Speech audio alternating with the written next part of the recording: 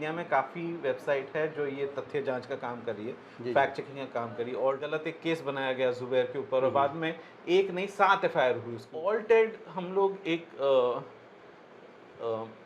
नया एक हम लोग प्रयोग शुरू है किया। कि आपका और जुबैर का नाम शांति नोबेल पुरस्कार के लिए नॉर्वे से प्रस्तावित था। देखिए, वही वापस मैं दोहराऊंगा कि सतर्क रहिए, जो भी देख रहे हो सतर्क रहिए। नमस्कार, आदाब। मैं हूं दीपक दास और आप देख रहे हैं द संवाद। द संवाद के रूबरू कार्यक्रम में आज जो हमारे खास मेहमान हैं, आप हैं प्रतीक सिन्हा। ऐसे तो लोग शायद प्रतीक सिन्हा के नाम से कम जान रहे होंगे। हमारे सीमांचल में जो हमारे सुधी दर्शक हैं, जो हमारे सजग दर्शक हैं, उन्हें ये नाम अच्छी तरीके से ज्ञात होगा। लेकिन मैं बताऊं कि ऑल्ट न्यूज़ के नाम से देश ही नहीं पूरी दुनिया में लोग ऑल्ट न्यूज़ को जानते हैं। ये फैक्ट चेक करने वाला एक ऑर्गेनाइजेशन है जहाँ पे खबरों की पड़ताल की जाती है कि ये खबरें सच हैं, ये खबरें फेक हैं, क्या नहीं हैं, ये जानकारी उपलब्ध कराते हैं ये दर्शकों को। और आज प्रतीक सिन्हा जी हमारे साथ हैं। और मैं थोड़ा सा बताऊं कि प्रतीक सिन्हा जी को फाउंडर हैं ऑल्ट न्यूज़ के, और इनके जो पार्टनर हैं मोहम्मद जुबैर, वो भी को फाउंडर हैं। और निर्झरी सिन्हा इनकी माताजी हैं, वो इसकी मैनेजिंग डायरेक्टर हैं। प्राबदा मीडिया फाउंडेशन के अंतर्गत इन लोगों का जो ये ऑल्ट न्यूज़ है ये संचालित होता है। ये जो फैक्ट चेक करने वाली ये संस्था है, देश ही नहीं आज के समय में पूरी दुनिया में लोग इसे जान रहे हैं। और प्रतीक सिन्हा जी के पिताजी doctor Mukul Sinha trade unionist रहे हैं, और इनकी अपनी एक संस्था भी है, जन संघर्ष मंच, जहां ये जो लेबर के राइट्स हैं उसको लेकर काम करते हैं। तो हम ये कहें कि इनका पूरा परिवार ही एक तरीके से समाज के लोगों के लिए बिल्कुल समर्पित है। तो प्रतीक सिन्हा जी, आपका संवाद के इस मंच पे हम स्वागत करते हैं, हम आपका आभार व्यक्त करते हैं। प्रतीक सिन्हा जी, जहाँ तक मेरी जानकारी है कि आप और मोहम्मद जुबैर दोनों ही सॉफ्टवेयर इंजीनियर रहे, और सॉफ्टवेयर इंजीनियर होते हुए भी आपने मीडिया को चुना, और मीडिया में भी एक ऐसे स्ट्रीम को आपने लिया जहां आप फैक्ट चेक करते हैं। तो ये जो आइडिया आप लोगों के दिमाग में पहली दफ़ा आया कि हम न्यूज़ का फैक्ट चेक करेंगे, ये कैसे आया? ये विचार आप लोगों के दिमाग में कैसे आया? ये बेसिकली मैं software engineer, Zubair telecom engineer है। मैं 2013 में इंडिया आया, उसके पहले मैं काफ़ी साल बाहर काम कर रहा था। और जब मैं वापस आया तो मेरे फादर जी, इनका अभी देहांत हो चुका है, 2014 में उनका देहांत हुआ। तो उनके साथ एक हम लोगों ने फेसबुक पेज शुरू किया जिसका नाम था ट्रूथ ऑफ गुजरात। ये 2014 इलेक्शन के पहले की बात है जी। और उसमें हम लोग लिखते थे गुजरात में क्या हो रहा है, गुजरात में राइट्स के बारे में लिखा, फेक इनकाउंटर्स के बारे में लिखा। तब 2014 के पहले बहुत गुजरात मॉडल की बात हो रही थी। जी जी। गुजरात मॉडल क्या है उसके बारे में लिखा। लेकिन वो करते करते तब जो लिखने का काम ज्यादा मेरे फादर करते थे, मैं सिर्फ टाइपिस्ट था उनका। लेकिन तो मेरी भी समझ बढ़ती गई तब, और मैं सोशल मीडिया पे भी बहुत सारा समय बिताने लगा। तो मुझे पता चला कि अभी इंजीनियर हूँ, इसलिए कुछ टेक्निक्स पता थी कि एक फोटो अगर बताया जा रहा है कि देखिए ये अररिया की फोटो है, तो अररिया की फोटो है या नहीं वो कैसे निकाला जाए, वो कुछ टेक्निक्स इंजीनियर होते मुझे पता थी। तो तभी ट्रूथ ऑफ गुजरात के समय ही मैंने लिखना शुरू कर दिया कि भैया ये देखो 2014 में कोई फोटो दिखा रहे, बोल रहे कि मुसलमान हिंदू को मार रहे, वो इंडिया की फोटो ही नहीं है, वो बांग्लादेश की फोटो है और वहाँ मुसलमान हिंदू का कोई सवाल नहीं था। तो वैसे ये काम एक्चुअली मैं तो 2013-14 में ही शुरू कर दिया था। इसी बीच कभी जुबैर के साथ दोस्ती हुई 2014 जनवरी के आसपास, और हम दोनों सोशल मीडिया पे काफी एक्टिव थे।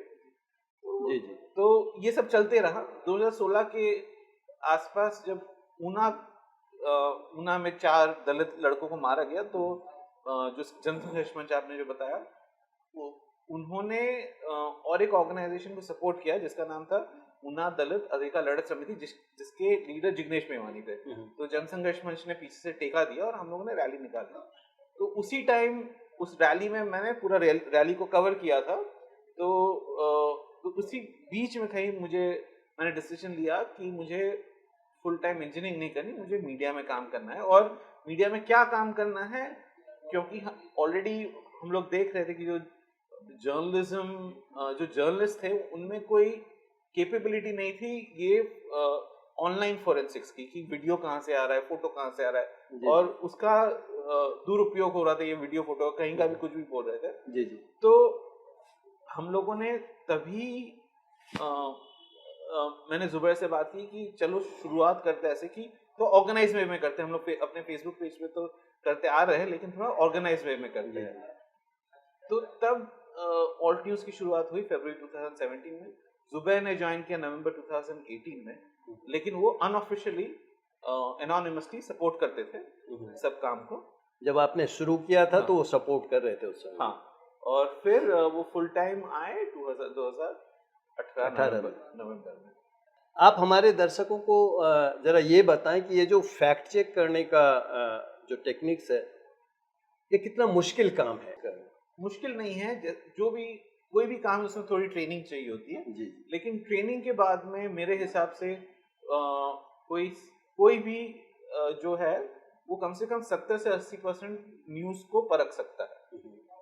हो सकता है 20% न्यूज जहां किसी पुलिस स्टेशन में कॉल करना है, किसी अधिकारी से बात करनी है, वो शायद सब लोग ना कर पाए, लेकिन लगभग 70 से 80% जो न्यूज है जहां आप ऑनलाइन सर्च करके, अलग अलग तरीके हैं ऑनलाइन सर्च करने के, और उससे जो निकलता है, वैसे मेरे हिसाब से 70 से 80% लोग ट्रेनिंग के बाद में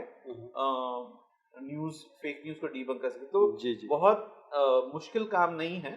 वही है कि कोई भी नई चीज सीखने के लिए आपको एक ट्रेनिंग चाहिए, वो ट्रेनिंग की जरूरत है। अब ये जो फैक्ट चेक आप करते हैं, तो कोई भी व्यूअर किसी भी फेक न्यूज़ से खुद को कैसे बचाए, या फिर जो हमारे कम्युनिटी के लोग हैं उनको हम कैसे बचा सकते हैं? देखिए, पहले तो अभी इंडिया में काफी वेबसाइट है जो ये तथ्य जांच का काम कर रही है, फैक्ट चेकिंग का काम कर रही है। ऑल्ट न्यूज है और एक बूम लाइव है, ऐसी और 2-4-5 वेबसाइट है। तो पहले तो ये है कि ये सब वेबसाइट पे देखिए कि ये वेबसाइट में क्या लिखा है। ये लोगों ने ऑलरेडी ये कोई जो फॉरवर्ड आपके पास व्हाट्सएप पे आया, आपने फेसबुक पे देखा है, ट्विटर पे देखा है, इंस्टाग्राम पे देखा, ये वेबसाइट ने ऑलरेडी चेक करके इसके बारे में पत्रकारिता ऑलरेडी की है नहीं, फैक्ट चेकिंग तथ्य जांच किया है नहीं। पहले वो देखिए, फिर अगर वो नहीं हो तो आप रेगुलर गूगल सर्च कीजिए, देखिए पहला रिजल्ट मत देखिए, 10 रिजल्ट देखिए, सब कुछ खोल के देखिए, अपनी खुद की राय बनाइए कि क्या है। इसका कोई फुल प्रूफ आंसर नहीं है, और जैसे मैंने बोला कि इसको 2 मिनट में बताना तो पॉसिबल नहीं है, इसके लिए ट्रेनिंग चाहिए, लेकिन सतर्क रहना जरूरी है। सतर्क रहना जरूरी है, क्योंकि इसका सोसाइटी के ऊपर इम्पैक्ट पड़ता है। मैं यहीं से आता हूँ कि एक फेक न्यूज़ चला और पता चला कि वो उसके जो व्यूअर हैं लाखों में पहुँच गए, और फिर उसके बाद फैक्ट चेक में ये पता चला कि ये फेक न्यूज़ था। तो ये जो व्यूअर्स के बीच में फैला, लाखों की संख्या में व्यूअर्स ने उसको देखा, और फैक्ट चेक जब होके ये पता चला कि ये गलत था, तो ये कहाँ तक पहुँच पाता है? क्या सारे व्यूअर्स के पास ये चीज़ें पहुँच पाती हैं? अगर नहीं पहुँच पाती हैं तो फिर ये कितना इफेक्टिव है? नहीं, बिल्कुल सारे व्यूअर्स के साथ नहीं पहुँचती, और देखिए, फैक्ट चेकिंग जो प्रक्रिया है उसमें इस इशू का सॉल्यूशन ढूंढना भी गलत है। फैक्ट चेकिंग एक जर्नलिस्टिक प्रक्रिया है जहां हम लोग, जितने लोग तक हम लोग की पहुंच है, और देखिए पहुंच भी लिमिटेड है। अभी फेसबुक, हम लोग एक डिजिटल प्लेटफॉर्म है, न्यूज़पेपर या टीवी नहीं है, डिजिटल प्लेटफॉर्म है। हम लोग के जो वीडियोस और स्टोरीज जहां तक पहुंचते हैं वो पहुंच भी लिमिटेड है। लेकिन वो जो भी पहुंचे उतने दर्शक पढ़ते हैं, जर्नलिस्ट पढ़ते हैं, हम लोग काफी जर्नलिस्ट फॉलो करते हैं, तो वो लोग भी उसके बारे में लिखते हैं, एटसेट्रा एटसेट्रा। लेकिन ये सोचना कि अगर 1 लाख लोगों ने कोई एक वीडियो देखा और उसका फैक्ट चेक होके उतने ही लोग देखेंगे, नहीं देखेंगे, और वो कभी नहीं होना है। इसका उपाय हम लोग को और कहीं खोजना है, और इसका उपाय हम लोग को खोजना है एजुकेशन में, कि वो जो 1 लाख लोग वीडियो देख रहे हैं, अभी ये ऐसा हो गया है कि हर एक इंसान को पत्रकार बनना पड़ेगा। पत्रकार का क्या काम था कि कोई इंफॉर्मेशन आए, वो इंफॉर्मेशन को छांटेगा, वो देखेगा कि ये सही इंफॉर्मेशन है, ये व्यूअर्स तक जा सकता है, ये इंफॉर्मेशन सही नहीं दिख रहा है, ये व्यूअर्स तक नहीं जाना चाहिए। वो ओरिजिनली पत्रकार का काम था। लेकिन अभी जो इंफॉर्मेशन आ रहा है वो सोशल मीडिया के माध्यम से सब लोग के पास आ रहा है, और सोशल मीडिया पे लोग लिख रहे हैं, तो लोग इंफॉर्मेशन कंज्यूम भी कर रहे हैं और इंफॉर्मेशन क्रिएट भी कर रहे हैं। तो वो एक तरह से पत्रकार का काम कर रहे हैं। तो अगर पत्रकार का काम कर रहे हैं लेकिन पत्रकार की ट्रेनिंग के बिना कर रहा है, तो वही प्रॉब्लम है। तो मेरे हिसाब से इंफॉर्मेशन को कैसे देखना, कैसे कंज्यूम करना, कैसे क्रिएट करना, ये आज के दिन में एक लाइफ स्किल बन गया है। ये हर बच्चे को सीखना है स्कूल में, कॉलेज में भी नहीं, हर बच्चे को स्कूल में सीखना है। और काफी देशों में ऑलरेडी सिखाया जा रहा है, फिनलैंड, इंग्लैंड, काफी देशों में ऑलरेडी ये स्कूलों में सिखाया जा रहा है कि इंफॉर्मेशन को कैसे परखना है, उसकी कैसे जांच करनी है, और उसके बारे में कैसे सोचना है। तो अगर हम लोग इसका कहीं उपाय ढूंढ रहे हैं तो जर्नलिज्म बहुत इंपॉर्टेंट है। जर्नलिज्म से लोगों की अवेयरनेस बढ़ती है, मगर जो अंडरलाइन जो सोसाइटल इशू है उसका उपाय मेरे हिसाब से एजुकेशन में ज्यादा है और जर्नलिज्म में कम है। दोनों इंपॉर्टेंट है, दोनों सॉल्यूशन जरूरी है, लेकिन वो जो 1 लाख जो आंकड़ा बता रहा है उन तक एजुकेशन पहुंच सकता है, जर्नलिज्म नहीं पहुंच सकता। जैसे मैं छोटा सा एग्जांपल दे देता हूँ कि कोई भी स्रोत दे देते हैं, अभी कोई भी सोर्स दे देते हैं कि गुप्त सूत्रों के अनुसार ये कहा गया है। अभी हम लोग में जो आम जनता है, क्योंकि वो ट्रेनिंग नहीं है, वो सोचते नहीं है कि स्रोत क्या है, कि किसी भी न्यूज का सोर्स क्या है, कोई एक विशेषज्ञ है जो बोल रहा है, कोई गुप्त सोर्स है, कौन सा सोर्स क्या है। तो कुछ बेसिक ट्रेनिंग भी हो कि एक न्यूज को कैसे पढ़ना चाहिए, कि हेडलाइन है, बायलाइन है, क्या है, और इंट्रो में क्या कह रहा है। हाँ, तो अगर वो एक बेसिक जो मीडिया लिटरेसी बोलते हैं वो लोगों में आ जाए, उसी से ही ये जो फेक न्यूज का जो प्रकोप है वो उसी से ही कम हो जाएगा। तो ये बहुत जरूरी है कि जो जर्नलिज्म कॉलेज में पढ़ाया जाता है कि जो मीडिया थियरी बोलते हैं, वो मेरे हिसाब से स्कूलों में पढ़ाना चाहिए। और ये हम लोगों ने स्कूलों में कुछ स्कूलों में पढ़ाया है, ऐसा जनरल बच्चों को पढ़ाना चाहिए। 12-13 साल के बच्चों को पढ़ाया है और उनके ऊपर इम्पैक्ट हुआ है। अभी अररिया इसलिए आए हैं क्योंकि हम लोग इधर यूथ सेंटर के साथ काम कर रहे हो। उधर 18, 19, 20 साल के लड़के हैं, लड़के लड़कियां हैं। तो 3 दिन के ट्रेनिंग के बाद में एक लड़का आके बोला कि आज से मैं विश्वास नहीं करूंगा सब चीज पे, अभी तक सब कुछ फॉरवर्ड करते आ रहा हूँ, लेकिन आज से थोड़ा सतर्क रहूंगा। तो वो ट्रेनिंग का, और ये तो सिर्फ 3 दिन की ट्रेनिंग की बात कर रहे हैं। ये आप सोचो क्लास 7, क्लास 8, क्लास 9, क्लास 10, जैसे आप मैथ साइंस पढ़ाते हो वैसे आप इंफॉर्मेशन थियरी पढ़ाओ, मीडिया थियरी पढ़ाओ, तो वो लोग समझेंगे और वो लोग ज्यादा क्रिटिकल होंगे कि किस इंफॉर्मेशन को मानना है, नहीं मानना है, कंज्यूम करना है, नहीं कंज्यूम करना है, शेयर करना है, नहीं करना है, कौन सा न्यूज वर्दी है। जैसे तब अगर उन लोगों को मीडिया थियरी पढ़ाएंगे तो वो खुद ही जानेंगे कि इतना सीमा हैदर का न्यूज क्यों आ रहा है, क्योंकि वो भटकाने की कोशिश कर रहे हैं कि मणिपुर का जो चल रहा है उससे भटकाने की कोशिश कर रहे, तो सीमा हैदर चला रहे। अभी वो समझ कब आएगी? जब वो लोग मीडिया थियरी पढ़ेंगे, जब जर्नलिस्टिक थियरी पढ़ेंगे। तो मेरे हिसाब से ये जो इशू है वो एजुकेशन के हवाले से ज्यादा उसके ऊपर इफेक्टिवली इसके ऊपर काम कर किया सकते हैं।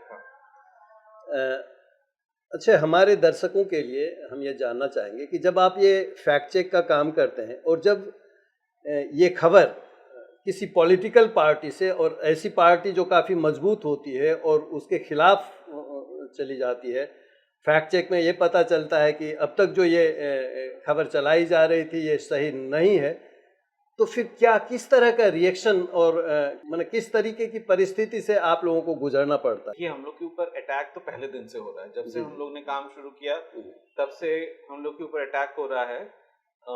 लेकिन लास्ट 2 साल में तो और बढ़ गया है। तो जब जुबैर ने एक टाइम्स नाउ का वीडियो था जहां कुछ बोला गया था जो ठीक नहीं था, उस वीडियो को ऑनलाइन डाला और वो वायरल हुआ, तो उसके बाद में ये गलत एक केस बनाया गया जुबैर के ऊपर, और बाद में एक नहीं 7 एफआईआर हुई उसके ऊपर और अरेस्ट किया गया उसको अलग अलग। दिल्ली पुलिस ने अरेस्ट दिल्ली किया पर था। पुलिस ने पहले अरेस्ट किया, बाद में यूपी की पुलिस ने अरेस्ट किया, तो अलग अलग पुलिस थाने में ले गए। तो वो जो मामला था वो हम लोग के लिए काफी काफी हम लोग उसमें से गुजरना पड़ा। लेकिन उसके बाद भी अभी भी हर रोज अटैक होता है। अभी ऑनलाइन तो धमकियां आती है, ये सब होता है, तो ये सब तो होता है। क्या करें। तो कभी डर भी लगता है कि नहीं, शायद पता नहीं क्या कर रहे हैं और कहाँ तक ये उचित है, करना चाहिए नहीं करना चाहिए, या अपना रास्ता कोई दूसरा देखना चाहिए, कभी ऐसी सोच मन में आती है क्या? रास्ता दूसरा देखने की तो सोच कभी नहीं आती है, ये नहीं आती। बिल्कुल नहीं।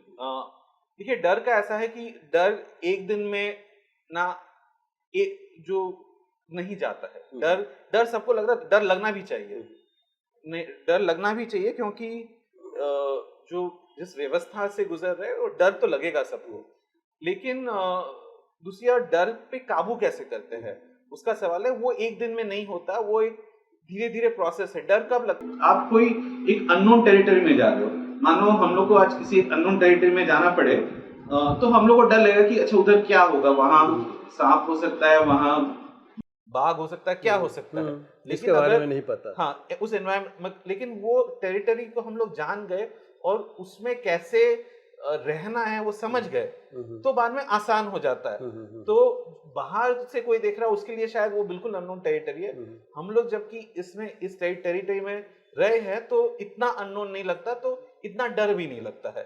तो डर लगता है, जरूर लगता है, लेकिन थोड़ा कम लगता है। हम लोग जानते हैं क्या बोलना चाहिए क्या नहीं बोलना चाहिए। जैसे हम लोग जानते हैं कि एडजेक्टिव नहीं यूज करते। एडजेक्टिव को हिंदी में क्या बोलते हैं?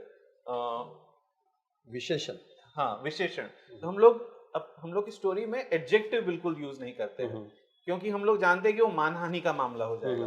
तो ये कुछ टेक्निक्स है जो तो उसके हिसाब से हम लोग काम करते हैं। तो ऐसे दौर में बचना कैसे वो भी सीखना है, और वो हम लोग धीरे धीरे सीख रहे हैं। अगर कोई नए लोग इस फील्ड में आना चाहते हैं तो क्या आपका क्या सुझाव है, किस तरीके से लोगों को इस फील्ड में आना चाहिए?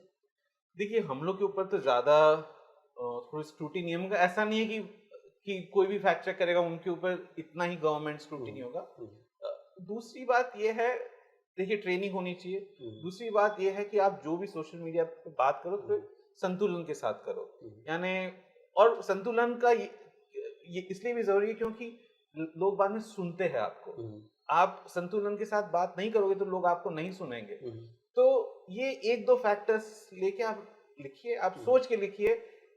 गाली गलौज नहीं करना है सोशल मीडिया पे। आप जो तथ्य है वो रखिए, और बस उतना ही रखिए। बाद में हम लोग तो काफी बार हम लोग के आर्टिकल में कंक्लूजन भी नहीं लिखते। हम लोग लिखते हैं ये हुआ है, ये हुआ, ये हुआ है, एक लाइन का कंक्लूजन लिखते हैं, लंबा चौड़ा कोई कंक्लूजन नहीं लिखते। हम लोग रीडर्स को समझने देते कि क्या हुआ है। मैंने रीडर्स को डिसाइड करना है। हाँ, जो व्यूअर्स हैं वो डिसाइड करेंगे, व्यूअर्स डिसाइड करें कि ये फैक्ट से क्या मतलब निकलता है। और वो हम लोग चाहते भी है कि रीडर्स ज्यादा खुद से वो डिसाइड कर सके कि फैक्ट्स देख के उसका क्या मतलब निकलता है। वो रीडर्स अगर डिसाइड कर सके तो एक स्टोरी पढ़ेंगे, 2 स्टोरी पढ़ेंगे, 3 स्टोरी पढ़ेंगे, चौथी बार खुद ही वो लोग उसका मतलब निकाल लेंगे। तो फैक्ट चेकर बनना मुझे नहीं लगता कि इतना कोई रिस्की काम है। हम ऑल्ट न्यूज के ऊपर जो हो रहा है उसका ये मतलब नहीं है कि फैक्ट चेकिंग एक रिस्की काम है। हाँ, लेकिन आप फैक्ट चेक करोगे, गवर्नमेंट को फैक्ट चेक करोगे, कोई भी गवर्नमेंट हो, चाहे वो भाजपा हो, चाहे वो टीएमसी हो, चाहे आरजेडी हो, जेडीयू हो, कांग्रेस हो, किसी भी गवर्नमेंट को आप फैक्ट चेक करोगे, कोई गवर्नमेंट नहीं चाहती कि उनके झूठ को झूठ बोला जाए। तो वो तो सब समय रहेगा ही, वो तो जर्नलिज्म भी वैसे रिस्की है। ये चैलेंज हर समय हाँ, रहेगा। तो अच्छा प्रतीक जी, हमने ये सुना है कि आप लोग ऑल्ट एड के ऊपर काम कर रहे हैं, क्या है ये ऑल्ट एड हमारे दर्शकों के लिए? तो ऑल्ट एड हम लोग एक नया एक हम लोग प्रयोग शुरू कर रहे हैं। दिसंबर से शुरू हुआ है, छोटा सा एक टीम बना है पिछले साल 2022 के हाँ, दिसंबर दिसंबर 2020 में शुरू हुआ है, जहां हम 4 लोग हैं अभी इस टीम में, और हम लोग क्लास 7, 8, 9 के लिए जो मैं बोला था ट्रेनिंग, उसी के लिए वो करिकुलम बना रहे हैं हम लोग कि कैसे बच्चों को पढ़ाना है कि कैसे इंफॉर्मेशन को देखा जाए।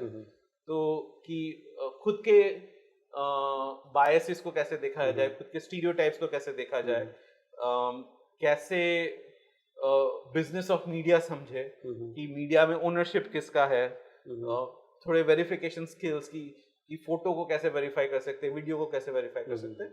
तो ये अलग अलग चीज हम लोग उसका करिकुलम बना रहे हैं। अभी तो प्री पायलट स्टेज पे, यानी हम लोग अलग अलग जगह जाके हम लोग करिकुलम और डेवलप कर रहे हैं, सिखा रहे हैं और डेवलप। तो ये जो एक नई चीज़ आप लोग इंट्रोड्यूस करने के लिए जा रहे हैं, क्या आपको लगता है कि जो मौजूदा सरकार है, जिस तरह के विचार हैं सरकारों के, वो नहीं चाहती कि लोगों के पास नई नई जानकारियां जाए, तो ये जो करिकुलम आप लोग तैयार कर रहे हैं, क्या ये आसानी से कहीं भी आप लोग इसको इंट्रोड्यूस कर पाएंगे, बच्चों तक पहुंचा पाएंगे? देखिए, एजुकेशन तो स्टेट सब्जेक्ट है, तो स्टेट सब्जेक्ट है, इसलिए अलग अलग स्टेट्स के साथ काम कर सकते हैं। तो अलग अलग स्टेट में अलग अलग पॉलिटिकल पार्टी, हम लोग की ये होप है कि कुछ कुछ स्टेट्स हम लोग के साथ काम करेंगे। आसान है? आसान तो नहीं है। आसान इसलिए भी नहीं है क्योंकि एजुकेशन एक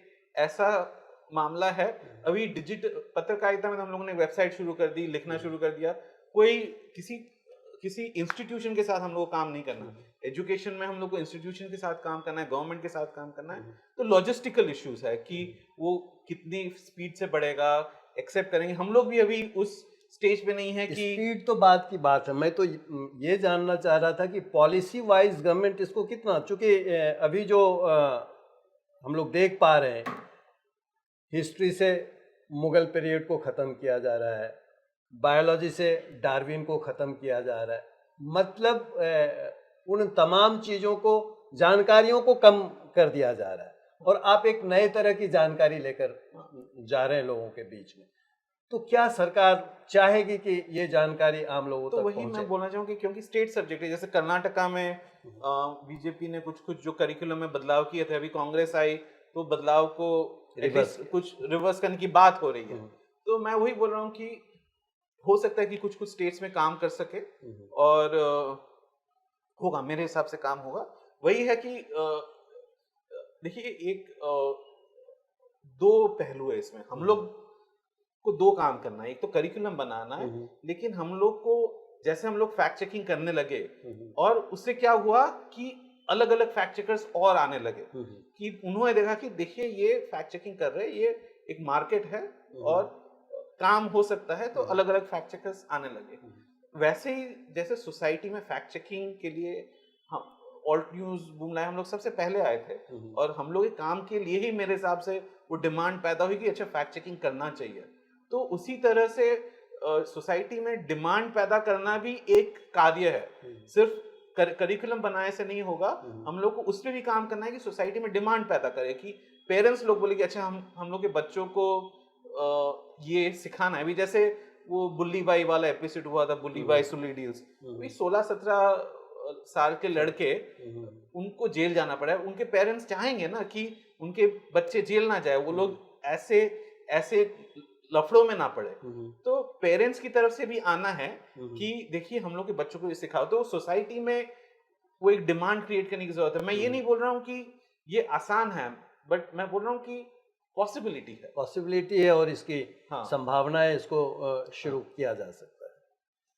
अच्छा प्रतीक जी, मैं यदि आपसे ये कहूँ कि जो सामान्य दर्शक है उसके लिए आपका क्या मैसेज हो सकता है कि कैसे आज जो समाज जिस रास्ते पे चला गया है, इस तरीके से लोगों का भाईचारा खत्म हो रहा है, अ, क्या मैसेज होगा, कैसे इन चीज़ों को ख़त्म करें और इन चीज़ों से ओवरकम करके लोग आगे आएं?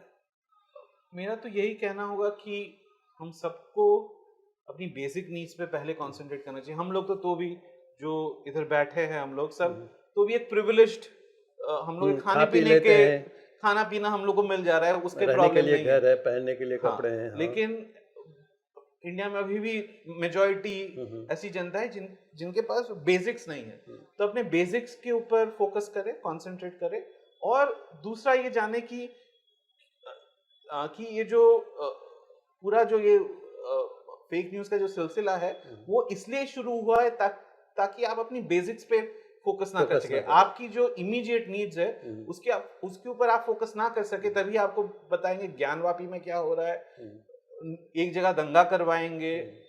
यानी ये सब जो भी कर रहे हैं और जो भी झूठी खबर फैला रहे हैं वो इसलिए ताकि आप अपने बेसिक्स पे फोकस ना कर पाए। अभी जैसे जब फार्मर्स प्रोटेस्ट हुआ था तो कितना फार्मर्स के अगेंस्ट फेक न्यूज फैलाया गया था। वो अपना हक मांगने आए थे, उनके अगेंस्ट फेक न्यूज फैलाया गया था। तो और जब कोविड पहले हुआ था तब सब माइग्रेंट वर्कर्स पैदल घर जा रहे थे, तो उसको कवर करने के लिए क्या चलाया गया कि जो सब पूरा जो कोविड का जो क्या बोलते हैं ब्लेम मुस्लिम्स पे डाला गया और तबलीगी जमात का इशू हुआ और सिर्फ चैनल वही चला रहा था।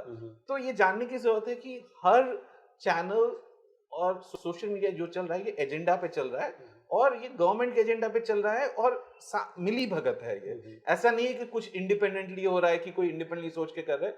जो भी सोशल मीडिया और मेन स्ट्रीम मीडिया में हो रहा है ये मिली भगत है और ये गवर्नमेंट के इशारों पे हो रहा है। गवर्नमेंट के इशारों पे हो रहा है। हाँ। थोड़ा सा पीछे चलते हैं। अभी जो मणिपुर में 2 महिलाओं को, बल्कि 3 महिलाओं को निर्वस्त्र करके, नग्न करके उसको पब्लिकली घुमाया गया और उसके प्राइवेट पार्ट्स के साथ छेड़छाड़ किया गया, फिर उसके साथ रेप किया गया, उसमें से एक का मर्डर हो गया।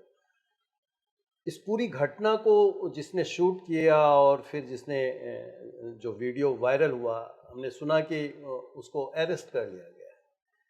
तो इस तरह के जो चैलेंजेस हैं, क्या नहीं लगता कि लोग आने से, इस फील्ड में इस तरह का काम करने से घबराएंगे और पीछे हो जाएंगे, या फिर उसको किस तरीके से सपोर्ट किया जा सकता है? क्या ऐसा कोई मैकेनिज्म है कि ऐसे लोगों को जो इस तरह के काम करते हैं उनको सपोर्ट? देखिए वो एग्जाम्पल का स्पेसिफिक एग्जाम्पल से मैं रिस्पॉन्ड नहीं कर पाऊंगा, लेकिन मैं यही कहूंगा कि एक ऑर्गेनाइजेशन के ढांचे में अगर आप काम करो तो थोड़ा सेफ रहता है। जैसे जुबैर एक ऑर्गेनाइजेशन का पार्ट है, तो जब भी जुबैर के साथ जो पूरा ऑर्गेनाइजेशन उसके पीछे रहा, तो ऑर्गेनाइज होना बहुत जरूरी है। ऑर्गेनाइजेशन के ढांचे में काम करना बहुत जरूरी है। आप इंडिविजुअल हीरो बनना चाहते हो तो बनो, लेकिन बाद में आपके पीछे कौन खड़ा होगा वो भी सवाल। मैं वो स्पेसिफिक एग्जाम्पल की बात नहीं कर रहा, लेकिन मेरी ये समझ है कि एक ऑर्गेनाइज वे में काम करना जरूरी है ताकि आपके पीछे लोग खड़े रहे, एक दोस्ती बनी रहे जब जो भी लोग काम कर रहे हैं उसके बीच में। और 2022 में हम जानते हैं कि आपका और जुबैर का नाम शांति नोबेल पुरस्कार के लिए नॉर्वे से प्रस्तावित था। क्या है ये मामला, क्या है इसके पीछे की कहानी, क्या है? कहानी ये है कि टाइम मैगजीन बोल के एक मैगजीन है, उन्होंने एक लिस्ट निकाली कि इस साल ये जो 10 लोग हैं वो उनके ज्यादा चांसेस है नोबेल पुरस्कार जीतने के, और वो लिस्ट उन्होंने बनाई थी उसके कुछ महीने पहले। नॉर्वे में एक पीस इंस्टीट्यूट है, पीस रिसर्च इंस्टीट्यूट नाम है शायद, PRIO। तो उन्होंने एक लिस्ट निकाली थी जिसमें हर्षमंदर का भी नाम था, मेरा और जुबैर का भी नाम था। तो ये सब अलग अलग लिस्ट हर नोबेल प्राइज के पहले ये अलग अलग स्पेक्युलेटिव लिस्ट आती है, तो उन लिस्ट अलग अलग ऑर्गेनाइजेशंस की तरफ से, ऑर्गेनाइजेशंस, इंडिविजुअल सबकी तरफ से, तो टाइम मैगजीन ने वो सब नामों को इकट्ठा करके उनकी राय दी कि ये 10 लोग शायद फेवरेट्स है। किसी नॉमिनेशन नहीं हुआ था, नॉमिनेशन 50 साल तक नहीं पता चलता कि कौन कौन नॉमिनेट हुए थे फाइनली, लेकिन टाइम मैगजीन ने एक स्पेक्युलेटिव लिस्ट निकाली थी। तो मैं चलते चलते अब आपसे ये जानना चाहूँगा कि क्या कहना चाहेंगे आप लोगों को, किस तरीके से हमें आगे बढ़ना चाहिए, क्या नज़रिया होना चाहिए हमारा किसी भी न्यूज़ को जो हमारे सामने से आता है, कैसे रिएक्ट करना चाहिए हमें, कहाँ तक रिएक्ट करना चाहिए हमें? देखिए, वही वापस मैं दोहराऊंगा कि सतर्क रहिए, जो भी देख रहे हो सतर्क रहिए, ये जान के रहिए कि जो मुख्य धारा की मीडिया है वो एक एजेंडा के तहत काम कर रही है। आप इंडिपेंडेंट जो मीडिया ऑर्गेनाइजेशंस है, यूट्यूब पे काफी लोग हैं जैसे रवीश है, अजीत अंजुम है, उन लोग को फॉलो कीजिए। कोई भी ऐसा नहीं बोल रहा हूँ कि रवीश को ब्लाइंडली बिलीव कीजिए, अजीत अंजुम को ब्लाइंडली बिलीव कीजिए, ऑल्ट न्यूज को ब्लाइंडली बिलीव कीजिए। सब अलग अलग न्यूज देखिए और अपनी खुद की राय बनाइए, एक चीज मत देखिए सिर्फ। तो वही मेरा कहना होगा। बहुत शुक्रिया आपका फिर से एक बार द संवाद की तरफ से, आपने बहुमूल्य समय निकाला हमारे लिए। हम कृतज्ञ हैं आपके, और हम उम्मीद करते हैं कि हमारे दर्शकों के लिए आपने जो जानकारी दी उससे हमारे दर्शकों को काफ़ी लाभ होगा। धन्यवाद।